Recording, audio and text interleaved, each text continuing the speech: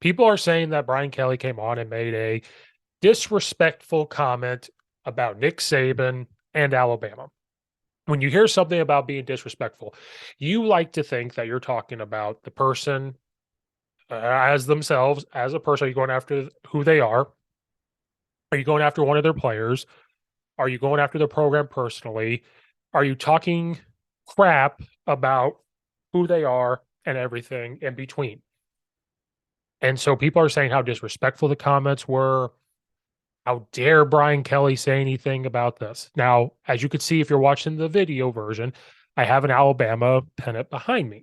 I am a Nick Saban fan, which then causes me to root for Alabama. So I'm called a bandwagoner, and I'm okay. That's fine. If Nick Saban were to leave and go coach somewhere else, I would probably have the same Bennett or pennant behind me that you can see here. So I'm a Nick Saban person, and I'm one of the first to defend most of what is said towards him or anything or to the Alabama program.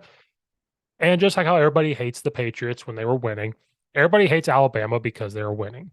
So every time something can be said about Alabama, about Nick Saban, it immediately comes off as disrespect. So let's hear what Brian Kelly had to say. Now, I'm not the biggest Brian Kelly person either, but we can't deny the season they had last year. We can't deny any of that. So he was at around LSU audience, some booster thing, and he came and said this. I love the environment of a college stadium. I love coming out on that field. I love beating Alabama. And then they put in parentheses, roar and applause. So I'm going to repeat that again. I love the environment of a college stadium. I love coming out on that field. I love beating Alabama. And that's all he said. So let's start off by saying this first about the comment. It's not disrespectful because they did beat Alabama. They beat them 32-31.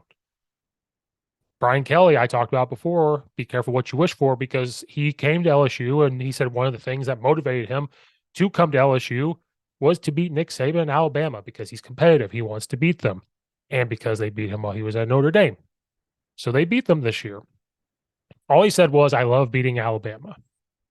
Now, how can that be taken as disrespect?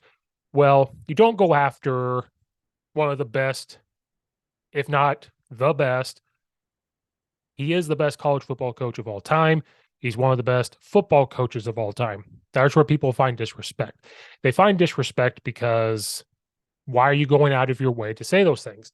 That's how sometimes respect is looked at or disrespect, saying, why are you going out of your way to say these things? Like I said at the beginning, he didn't come out and say that Nick Saban was a bad coach. He didn't come out and say that Nick Saban can't hang with me. He didn't come out and say anything about his family. He didn't come out and say anything about the players. He didn't come out and say that I run a better program than he does. He didn't say that they have no chance. No, he did not say any of that. I don't think what he said was considered disrespect. What I think it is considered, I think it's considered foolish to say this because I guarantee, and Nick Saban doesn't have social media, but I'm sure somebody saw this or heard it and showed him or let him listen to it. And I guarantee you, he laughed and said, yeah, they beat us. But then he's going to use that as fuel and remember that when that week comes. That's where the foolish part comes in because you need to be careful on who you give bulletin board quotes to. People are not very high on Alabama this year. And I think this is one of the first times in a very long time that people are not high on Alabama. And I think Nick Saban likes it that way. I think he wants people to slowly start not paying attention to them. They still will have a huge target on their back because of what they've accomplished. But people are going to start looking at LSU because they beat Alabama. Texas A&M is going to have a target just because they have all the recruits. Georgia is definitely going to have the target after winning 2 national championships. But you have to be careful who you're going to give bulletin board material to. So it's not disrespect, it's foolish. Why go out of your way to say these things? You could have just said, I love college football. I love the stadium. I love the atmosphere, and I love coming out in front of LSU crowd as we go and beat teams in the SEC. I think where we sometimes get respect and just foolishness mixed around is your definition of it. It's just more foolish. Why would you give the best college football coach ever bulletin board material? There was rumor that he wanted to retire. And then when they lost, it gives him motivation to come back. Certain things will be motivating for Nick Saban. He has proven that he's the best college football coach of all time. Nobody coaching right now is better than him overall. People will say I am wrong. To me, he's still the best because of what he's accomplished. Well, people say we got to live in the present. I understand we got to live in the present. Maybe at this moment in time, another football coach out there is quote unquote doing better than him. But the overall picture, he's a better coach, especially better than the guy making these comments. So this isn't necessarily disrespect. I think it's foolish.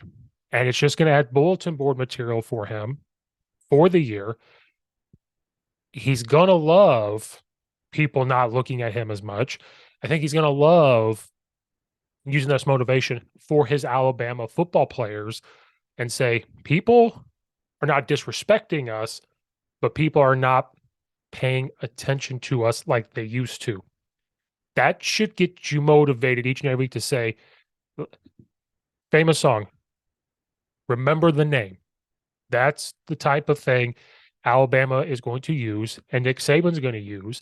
These are the type of comments that this coach is making and Brian Kelly at LSU. And I guarantee other coaches are saying in private about Alabama, especially after their quarterback situation that they're seeing now. I guarantee this is what they're seeing. So it was not disrespect. It was just more foolish. And we will see come when the college football season is here, who's going to walk off that field and who's going to be more motivated, LSU or Alabama.